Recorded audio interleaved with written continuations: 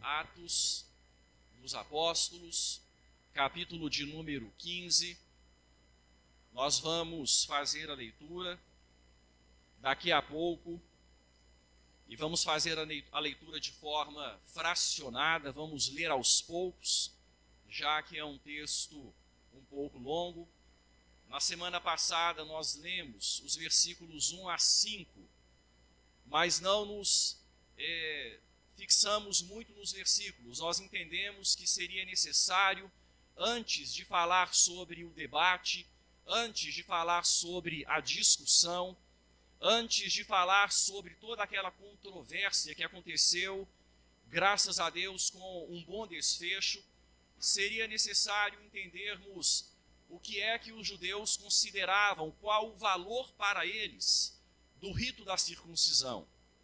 Então gastamos um tempo grande folheando a palavra de Deus e vendo o que a Bíblia tem a dizer acerca da circuncisão na antiga aliança e também na nova aliança.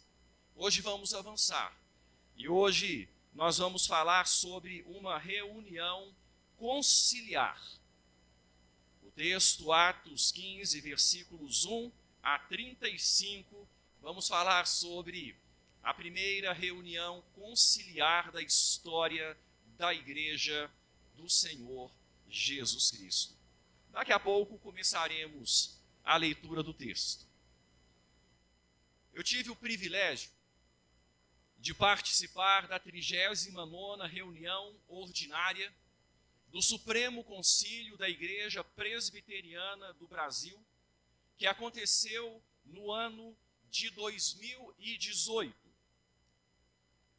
Eu gostaria de ler rapidamente uma transcrição de duas partes de uma ata desta reunião. Segue a primeira transcrição. Ata da sessão preparatória da 39ª reunião ordinária do Supremo Concílio da Igreja Presbiteriana do Brasil, 2018. Às 10 horas do dia 23 do mês de julho de 2018, no Centro de Convenções do Hotel Monte Real Resort, situado na Rua São Paulo, 622, Águas de Lindóia, São Paulo, sob a presidência do reverendo Roberto Brasileiro da Silva, reúne-se o Supremo Concílio da Igreja Presbiteriana do Brasil em sua 39ª reunião ordinária. Aqui o primeiro excerto, a primeira transcrição da ata. Eu quero então ler mais uma transcrição. Verificação de quórum. É feita a verificação digital dos presentes e constata-se a presença de 1.296 deputados, representando 343 presbitérios de 84 sínodos da Igreja Presbiteriana do Brasil, sendo que todos os sínodos estão presentes. Havendo quórum, o presidente declara instalada a 39ª reunião ordinária do Supremo Concílio da Igreja Presbiteriana do Brasil, 2018.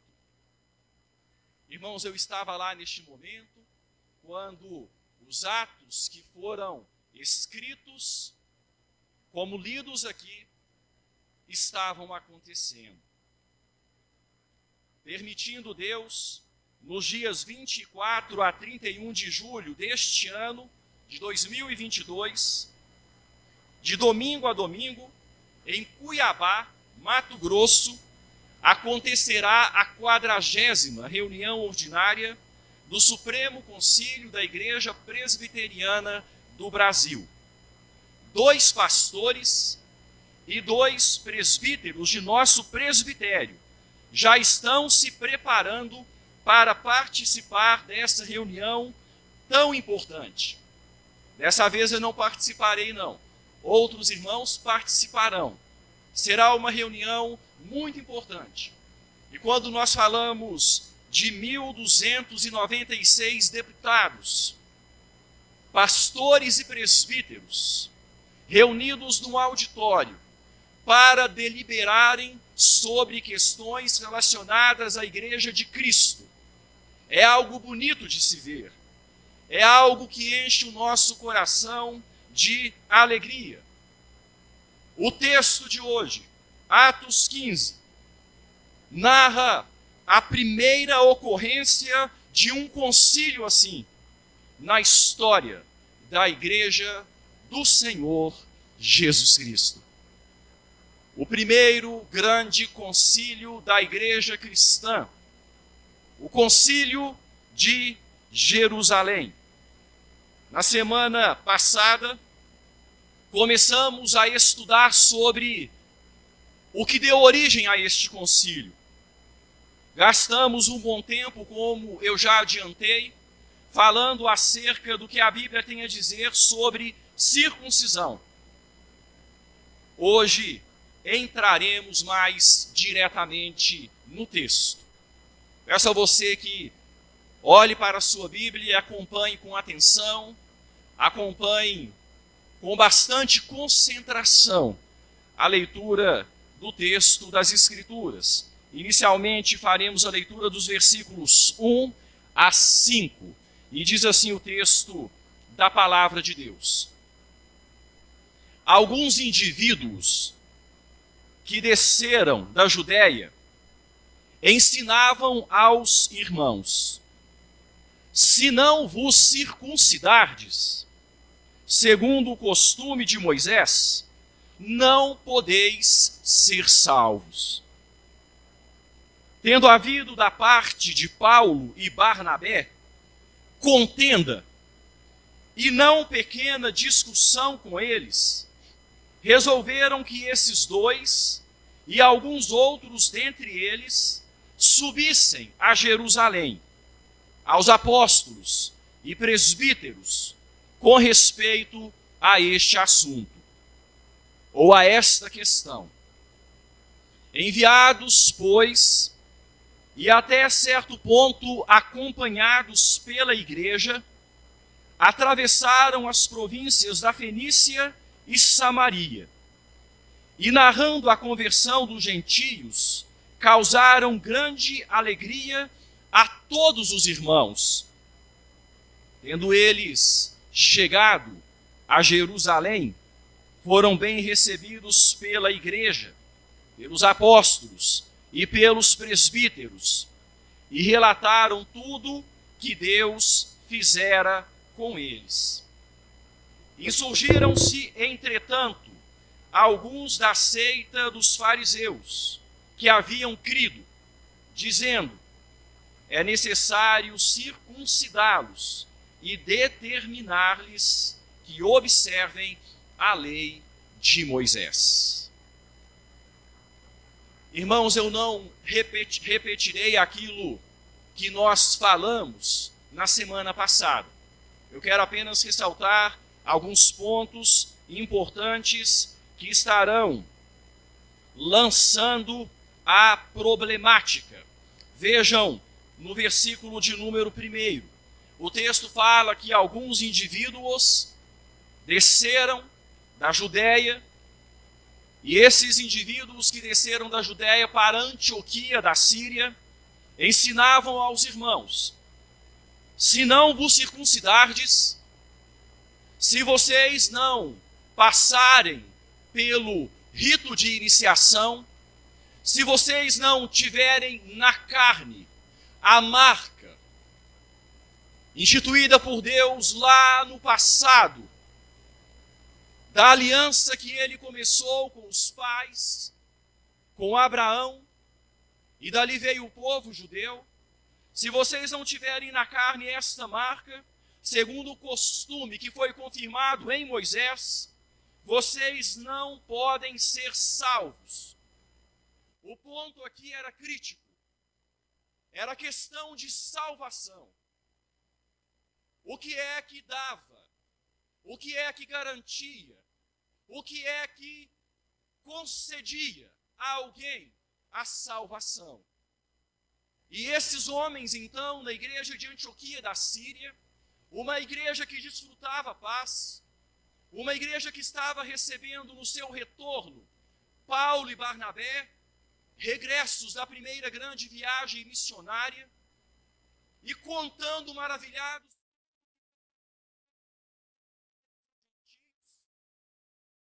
e de repente esta igreja começou a entrar em contenda.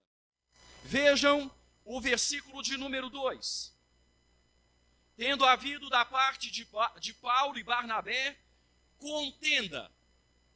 Ora, a paz que havia por um tempo se extinguiu.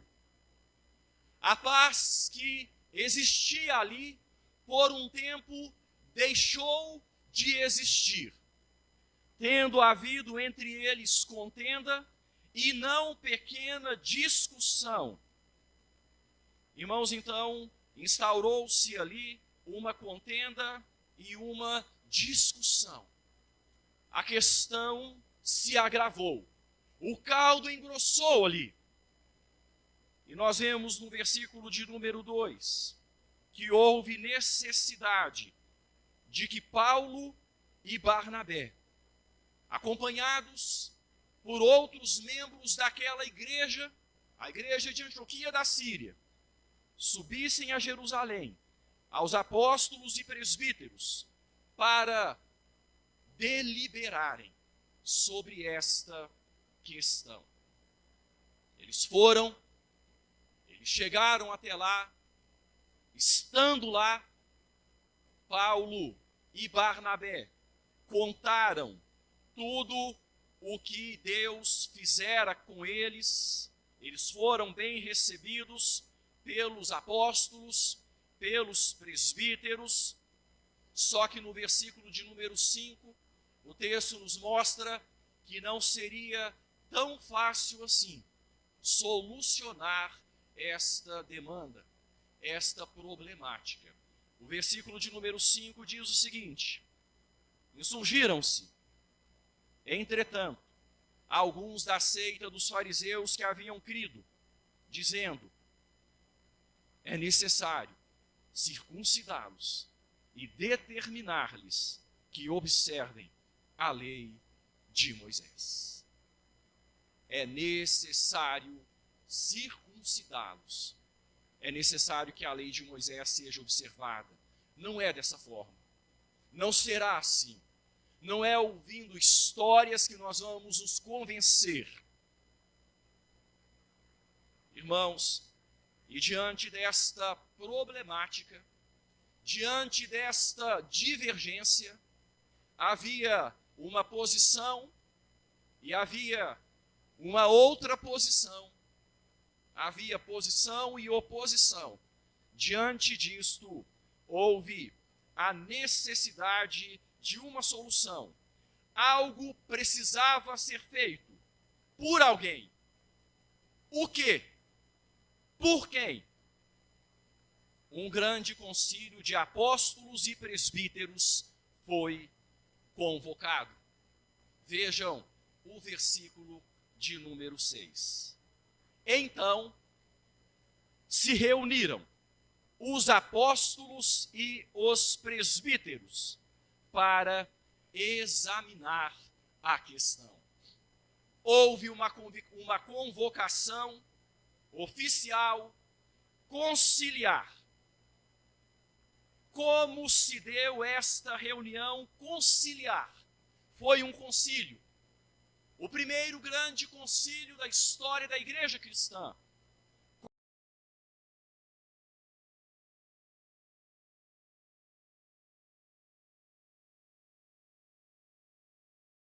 A discussão do problema. O problema foi discutido. O problema foi apresentado e os interlocutores manifestaram suas posições.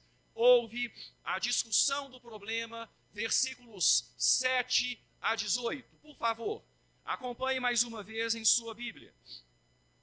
versículos 7 e 18. O concílio foi convocado, os apóstolos e os presbíteros se reuniram.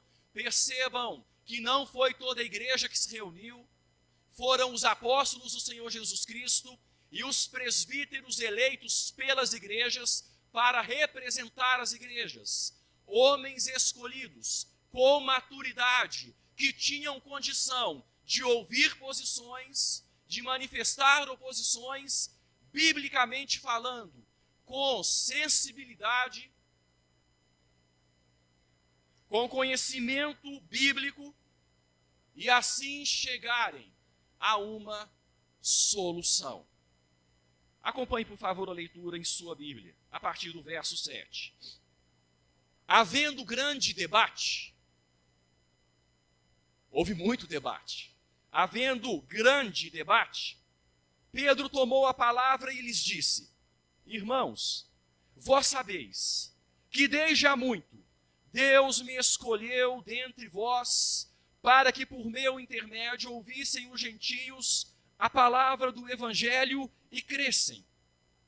Ora, Deus, que conhece os corações, lhes deu testemunho, concedendo o Espírito Santo a eles, como também a nós nos concedera. E não estabeleceu distinção alguma entre nós e eles, purificando-lhes pela fé o coração. Agora, pois, por que tentais a Deus, pondo sobre a serviço dos discípulos um jugo que nem nossos pais puderam suportar, nem nós?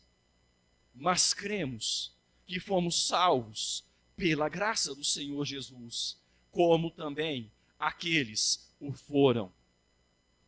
E toda a multidão silenciou, passando a ouvir a Barnabé e a Paulo, que contavam quantos sinais e prodígios Deus fizera por meio deles entre os gentios.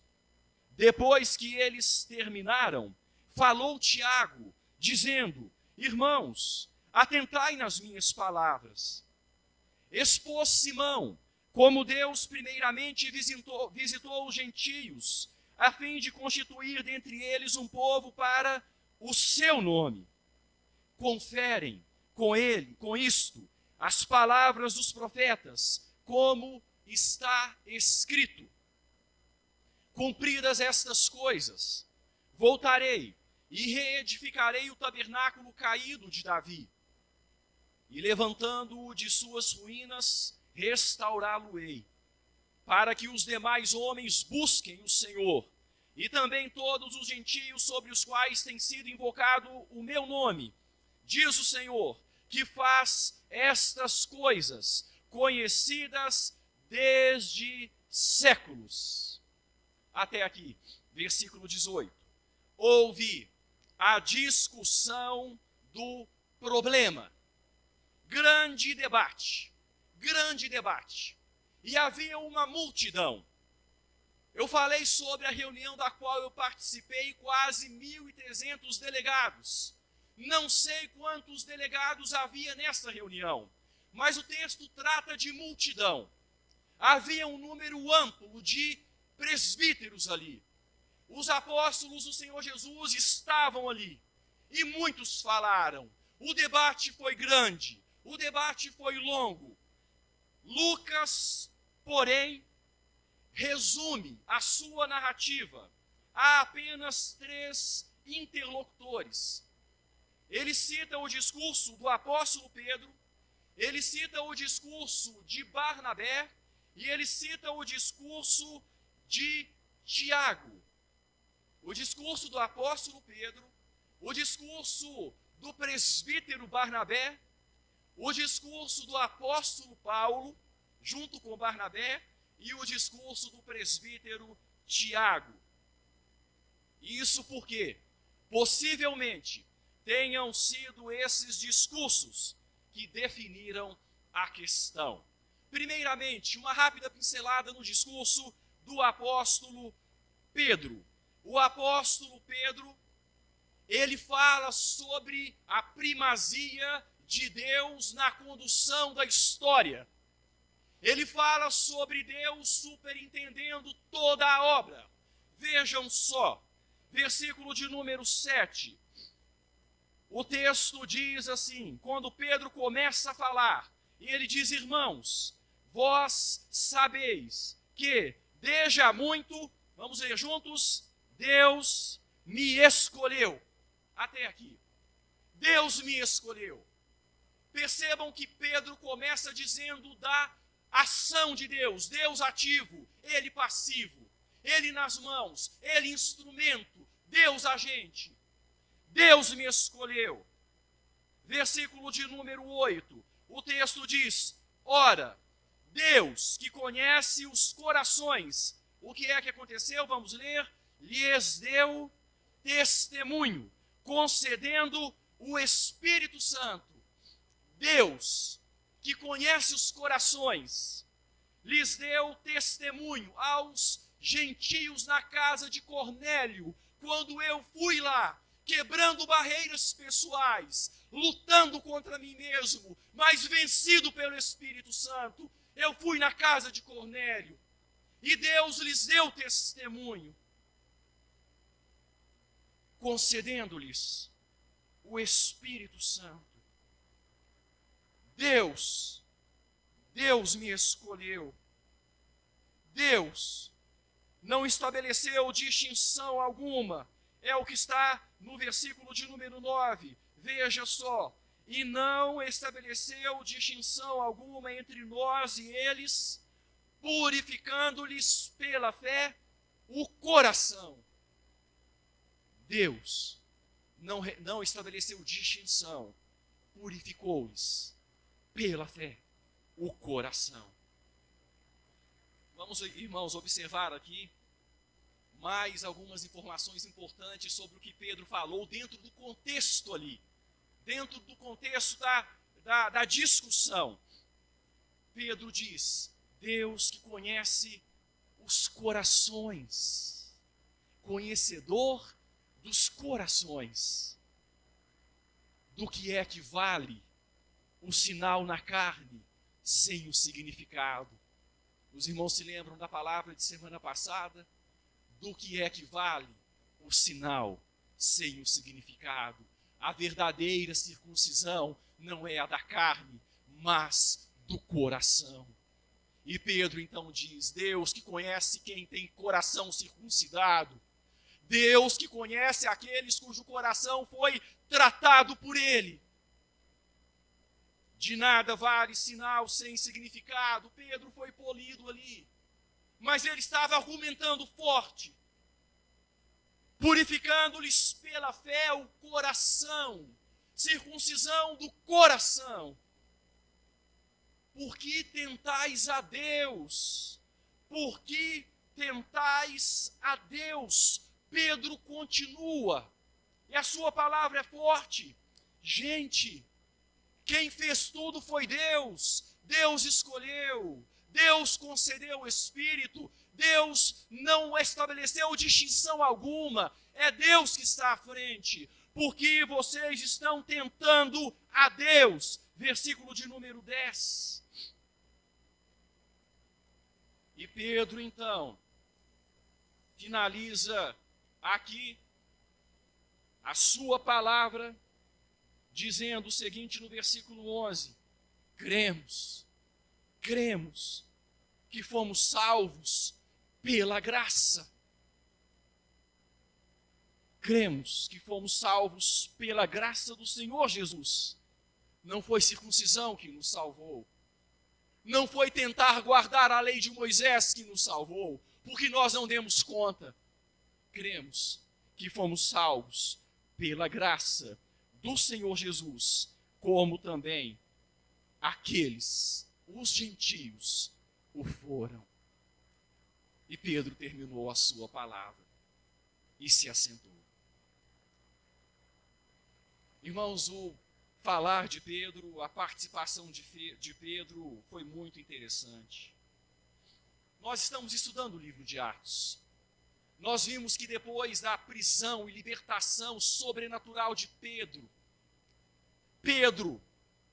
Nós lemos no capítulo de número 12 do livro de Atos, no versículo de número 17, e saindo, Pedro anunciou a Tiago e aos irmãos que ele estava solto, mas Pedro, saindo dali de Jerusalém, Herodes queria matá-lo, Herodes queria eliminá-lo.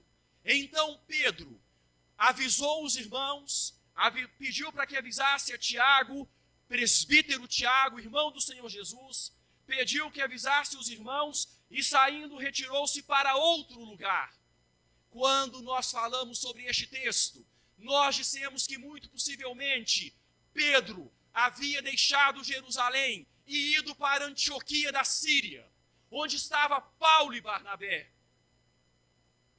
E muito possivelmente, nesta ocasião, acontecida em Atos 12, deu-se o fato que foi lido pelo presbítero Alexandre, quando Pedro estava lá em Antioquia da Síria, também chamado Cefas, em Antioquia da Síria, ele estava lá, e lá ele precisou ser repreendido por Paulo, porque ele estava tranquilo, comendo e bebendo com os gentios, e de repente chegaram alguns judaizantes, e quando nós falamos judaizantes, judeus, adeptos ao judaísmo e partidários do judaísmo, que queriam fazer prosélitos ao judaísmo, chegaram alguns judeus, judaizantes, da parte de Tiago, porém não enviados oficialmente.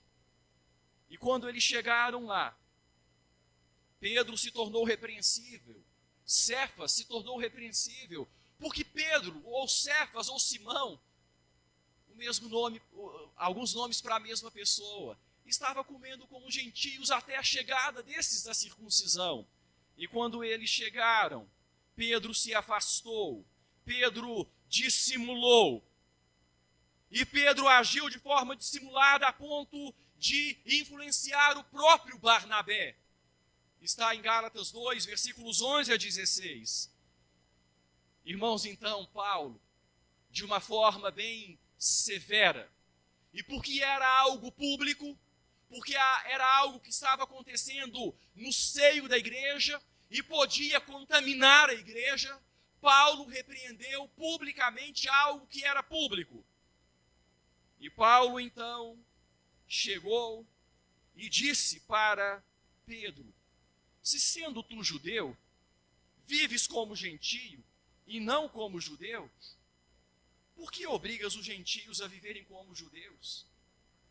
Que isso, Pedro? O que você está fazendo? Que história é essa? Você é judeu vivendo como gentio. Agora que os da circuncisão chegaram, você passa a viver como judeu, querendo obrigar os gentios a viverem como judeu. Ora, nós, judeus por natureza, pecadores também, mas pecadores judeus, e não pecadores dentre os gentios, sabendo, contudo, que o homem não é justificado por obras da lei. Pedro, você sabe disso. Você sabe disso, você esteve com Cornélio. Você sabe disso, Deus tratou de você, Pedro. O homem não é justificado por obras da lei, e sim mediante fé em Cristo Jesus. Também temos crido em Cristo Jesus, para que fôssemos justificados pela fé em Cristo, e não por obras da lei. Por obras da lei ninguém será justificado, Pedro. Irmãos, esse texto de Gálatas possivelmente tenha sido escrito antes do concílio de Jerusalém. O acontecimento narrado aqui possivelmente acontecido em Atos 12. Ou a partir de Atos 12, quando Pedro deixou Jerusalém e foi para Antioquia. E quando nós então, no concílio de Jerusalém, nós vemos as palavras de Pedro, nós vemos um Pedro que havia assumido a sua fé, no sentido de ter amadurecido, e Pedro no meio daquela congregação de multidão, os demais apóstolos, os presbíteros, Pedro encerra o seu discurso dizendo: sim, cremos, versículo 11, que fomos salvos pela graça. Nós fomos salvos pela graça do Senhor Jesus, como também aqueles o foram. Nós somos parte de uma igreja da qual eles também fazem, da qual eles também são. E nós fomos salvos pela mesma fé que eles foram salvos, justificados pela mesma obra de Cristo que os justificou. O segundo interlocutor, ou a dupla de interlocutores, continuando, eu quero passar aqui para Paulo e Barnabé rapidamente. O texto começa citando Barnabé, versículo 12, talvez por Barnabé ser mais conhecido em Jerusalém, talvez por Barnabé ter mais acesso. Barnabé era muito bem quisto dentro da congregação em Jerusalém. E o texto diz, e toda a multidão silenciou, passando a ouvir a Barnabé e a Paulo, que contavam quantos sinais e prodígios Deus fizera. Percebam mais uma vez a superintendência divina. Eles nunca diziam, nós fizemos, foi Deus que fez. Foi assim com Pedro, foi Deus que fez. Agora com Paulo, ou com Barnabé e Paulo, foi Deus que fez. Quantas coisas Deus fizera por meio deles entre os gentios. Imagino que era muita coisa a ser contada. Nós vimos algumas coisas, mas Lucas não narrou tudo. Lucas narrou apenas 2 sinais. Sinais que o Senhor Jesus operou por meio de Barnabé e Paulo na primeira grande viagem missionária. Nós nos lembramos, por exemplo, quando lá na ilha de Chipre, o Senhor, usando Paulo disse, agora eis que aí está sobre ti a mão do Senhor e ficarás cego. Falando sobre ele, para Elimas, o mágico, ficarás cego, não vendo o sol por algum tempo. No mesmo instante, caiu sobre ele névoa e escuridade, e andando à roda, procurava quem o guiasse pela mão. Um sinal portentoso. Sérgio Paulo creu. A ilha de Chipre foi abalada pela presença de Deus ali, através de Barnabé e Paulo, Paulo e Barnabé, um sinal que o texto narra. Quando nós vamos para o capítulo 14, o versículo de número 10, lá agora em Listra, disse-lhe em alta voz, apruma-te, e apruma-te direito sobre os pés. Ele saltou e andava lá em Listra. Aquele sinal que Deus realizou por meio de Paulo e Barnabé. Conhecemos esses dois da primeira grande viagem missionária. O texto diz que no versículo 12, que toda a multidão silenciou, passando a ouvir Barnabé e Paulo, que contavam quantos sinais. Aqui está no plural, e é um plural, pelo visto, bastante abrangente. Quantos sinais e prodígios Deus fizera por meio deles entre os gentios. Ok. Falando sobre a salvação, falando sobre conversão, falando sobre igrejas estabelecidas, Icônio, Listra, Antioquia da Psídia, Derbe. Eles encerraram a palavra. Um terceiro interlocutor começou o seu discurso, Tiago, versículos 13 a 18.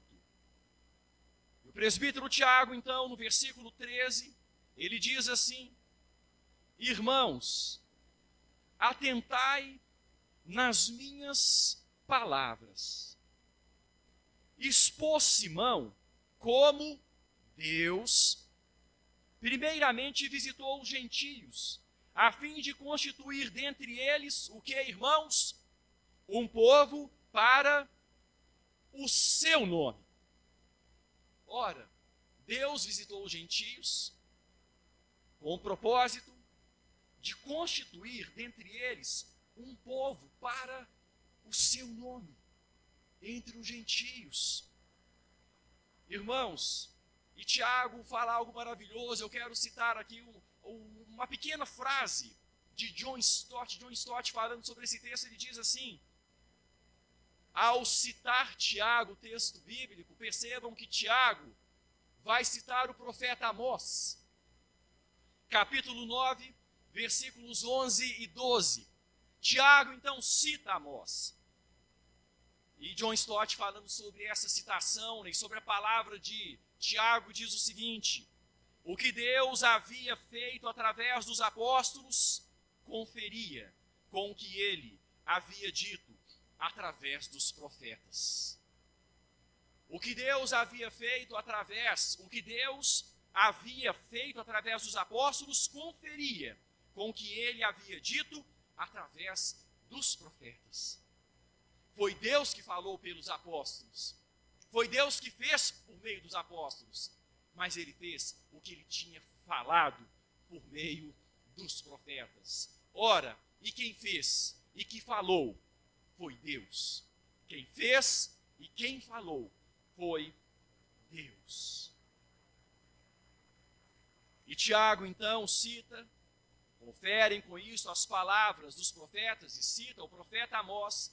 E passando aqui rapidamente para não delongar, e ele finaliza a sua palavra no versículo de número 18, ainda na citação, diz o Senhor que faz estas coisas conhecidas desde os séculos. Deus, que desde os séculos, através dos profetas, tem feito estas coisas. Conclusão do debate, conclusão da grande discussão. Primeiro ponto, houve a discussão do problema, e pelas interlocuções que foram narradas por Lucas, nós vemos que a conclusão é a seguinte: é Deus quem está fazendo o que está sendo feito. É Deus quem está fazendo o que está sendo feito. Gente, é Deus. Segundo ponto, houve a apresentação de uma proposta de solução. Aqueles que já participaram de reuniões de presbitério, até mesmo de reuniões de sociedade interna da igreja, sabem disso, né? Nós seguimos mais ou menos esse trâmite aqui: a discussão do problema, o debate e depois a apresentação de uma proposta de solução. Houve a apresentação de uma proposta de solução. Versículos 19 a 21. O texto diz: a proposta foi apresentada pelo presbítero Tiago. Pelo que julgo eu, não devemos perturbar aqueles que dentre os gentios se converteram a Deus. Não devemos perturbá-los, mas escrever-lhes que se abstenham das contaminações dos ídolos, bem como das relações sexuais ilícitas, da carne de animais sufocados e do sangue. Porque Moisés tem em cada cidade, desde tempos antigos, os que o pregam nas sinagogas, onde é lido todos os sábados. Irmãos, a proposta de Tiago foi muito perspicaz, muito sensível. Ele disse muitas coisas em poucas palavras. Tiago, de fato, aqui foi usado também. Deus o estava usando. Assim como usou Pedro, usou Paulo, usou Barnabé. Deus, superintendendo tudo, aqui usa Tiago nessa reunião conciliar. E quando Tiago apresenta o seu parecer, a proposta de solução do problema, vejam só, Tiago começa dizendo o seguinte: olha, nós não devemos aborrecer os gentios, perturbar-lhes, não devemos. Eles se converteram a Deus. Já ficou claro que foi pela fé em Cristo Jesus, pela graça, foram justificados. Mas nós devemos passar algumas orientações a eles. Irmãos, e as orientações têm como resumo: Eu sigo este ponto, eu entendo ser a forma que Tiago quis dizer, quando Tiago acrescenta no seu parecer esses 4 pontos, ele estabelece esses 4 pontos. Tiago estava dizendo o seguinte: nós não devemos aborrecer os gentios, mas nós precisamos também olhar para a consciência dos nossos irmãos judeus. Os nossos irmãos judeus precisam também ser considerados. E Tiago cita pontos que estão dentro da lei cerimonial judaica. Pontos que podem ser encontrados em Levítico, capítulos 17 e 18, da lei cerimonial. Ele não entra especificamente em pontos da lei moral. Tiago cita pontos que têm a ver com escândalo de consciência fraca, como Paulo vai tratar depois, no livro de Romanos 14, se eu não estou enganado, em 1 Coríntios, se eu não estou enganado, capítulo 8, 9, ele vai falar da consciência do outro. Se o outro acha que comer carne é pecado, então eu vou evitar comer carne para não escandalizar o outro. É mais ou menos nesse sentido que Tiago sugere aqui, no seu parecer, o cuidado para com a consciência dos cristãos judeus. E ele diz: se abstenham das contaminações dos ídolos. E a gente vê lá na frente, no versículo de número 29, que ele diz assim: das coisas sacrificadas a ídolos, que se abstenham da contaminação dos ídolos. E no versículo 29, a mesma coisa, quando ele falou das coisas sacrificadas, das contaminações dos ídolos, no versículo 20, ele queria dizer das coisas sacrificadas a ídolos, versículo 29.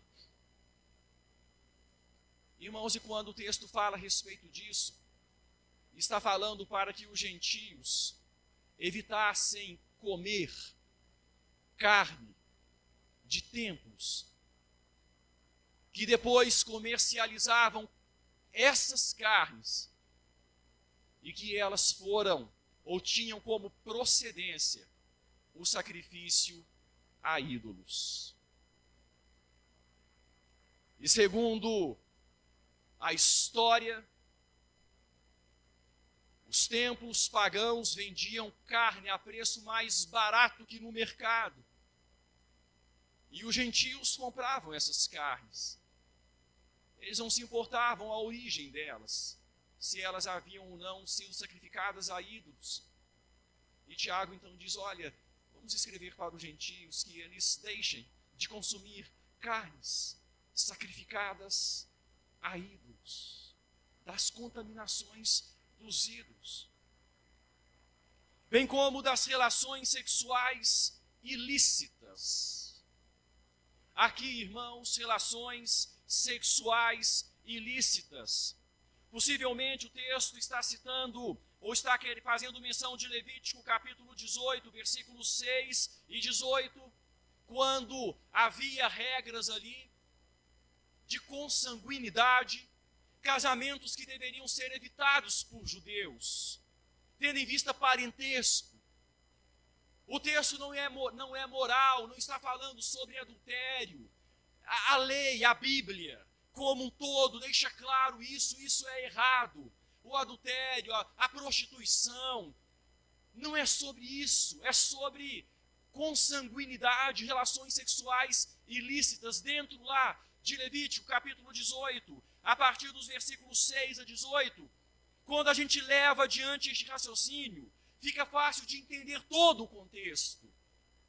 Ele não pega apenas um ponto moral e deixa outros. Na verdade, ele não pega pontos morais. Ele pega pontos de escândalo para judeus.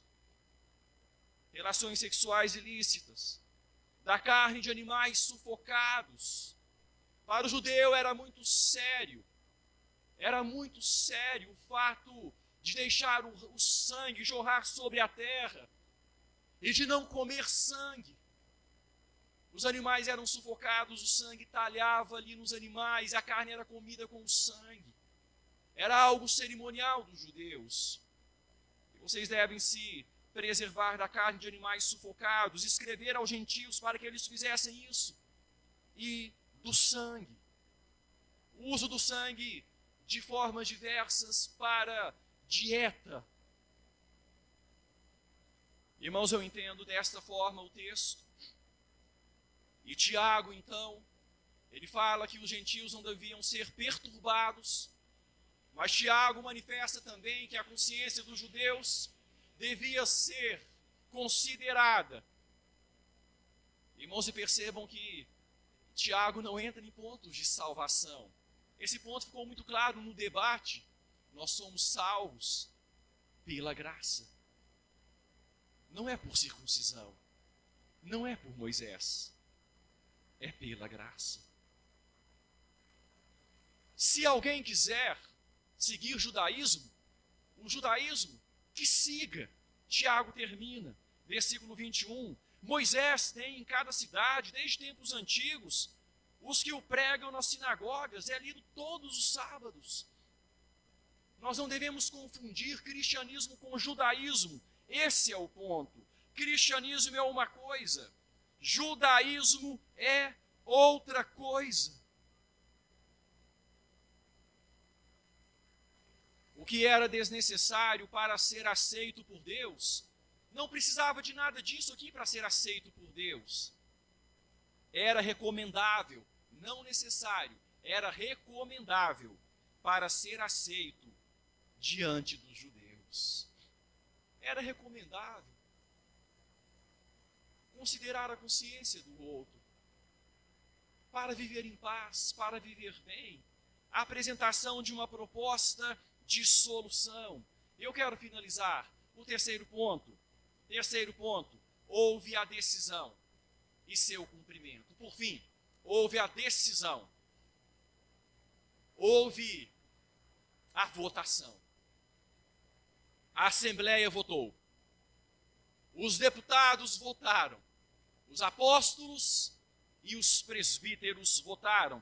Versículos 22 a 35. Eu faço a leitura aqui rapidamente do texto.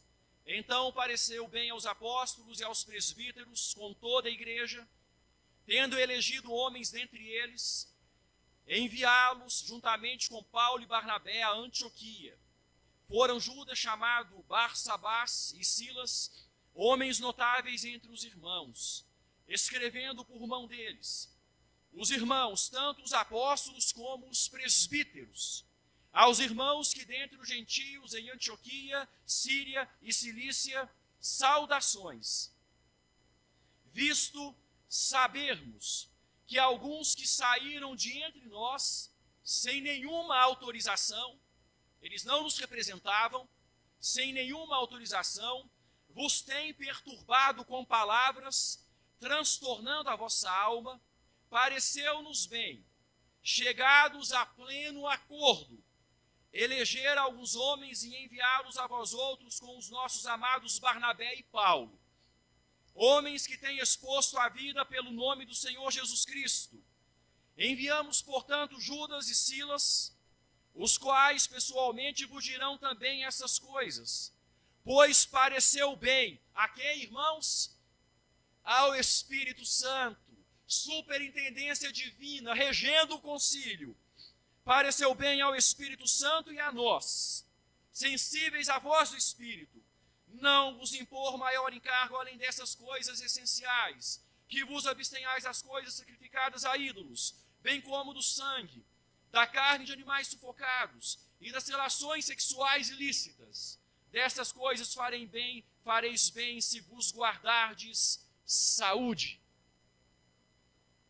Os que foram enviados desceram logo para Antioquia e, tendo reunido a comunidade, entregaram a epístola. Quando a leram, sobremaneira se alegraram pelo conforto recebido. Judas e Silas, que eram também profetas, consolaram os irmãos com muitos conselhos e os fortaleceram. Tendo-se demorado ali por algum tempo, os irmãos os deixaram voltar em paz aos que os enviaram. Mas pareceu bem a Silas permanecer ali. Paulo e Barnabé demoraram-se em Antioquia, ensinando e pregando com muitos outros, a palavra do Senhor. Irmãos, a decisão e seu cumprimento, ou o começo do cumprimento. O cumprimento vai continuar no versículo 36, quando eles depois foram para a Síria, o restante da Síria, a Cilícia, mas começa o cumprimento aqui. Olha o versículo 22, pareceu bem aos apóstolos e aos presbíteros, o texto não fala como que foi a votação, os favoráveis queiram se colocar de pé, não sei como foi. Não sei como foi a votação, mas pareceu bem aos apóstolos e aos presbíteros. Versículo 23, os irmãos, tanto os apóstolos como os presbíteros. Versículo de número 25, pareceu-nos bem, chegados a pleno acordo. Houve um consenso. A problemática foi mitigada. O conflito foi solucionado. Interessante o valor da representatividade. Vejam o versículo de número 24, visto sabermos que alguns que saíram de entre nós sem nenhuma autorização, os primeiros que foram lá no versículo 1 e chegaram lá aborrecendo, perturbando os irmãos, não foram autorizados. Eles foram de moto próprio. Agora, esses irmãos aqui, Silas e Judas, esses irmãos agora, eles foram em nome da igreja, com uma carta escrita pela igreja, pelas mãos deles, mas eles estavam consubstanciando uma decisão da igreja. Eles estavam representando um concílio. E Deus sempre à frente. Pareceu bem ao Espírito Santo e a nós. A igreja foi confortada. Contenda, não pouca discussão. Não foi assim que nós lemos no versículo de número 2? Contenda, discussão. É tão ruim haver discórdia entre os irmãos. Contenda, discussão no meio da igreja. Agora no versículo 31, quando a leram, sobremaneira se alegraram pelo conforto recebido. Quando Deus age, a igreja tem paz. Quando Deus age, a igreja é confortada. Eles leram a epístola ali e a igreja sentiu um profundo conforto. Sim, nós vamos obedecer. Nós vamos obedecer, vamos respeitar a norma, respeitar a epístola, respeitar o documento. Vamos ter cuidado com a consciência dos nossos irmãos judeus, da circuncisão. Mas todos nós, tanto eles quanto nós, fomos salvos pela mesma graça, pela mesma fé, no mesmo Senhor. A paz voltou a ser estabelecida. Coisas essenciais. Respeito à consciência do outro. Não circuncisão como causa de salvação, não. Isso não. Nem Paulo, nem Barnabé, nem Pedro, nem Tiago, nem os outros apóstolos, nem os presbíteros, não. Isso não. Circuncisão não é causa de salvação.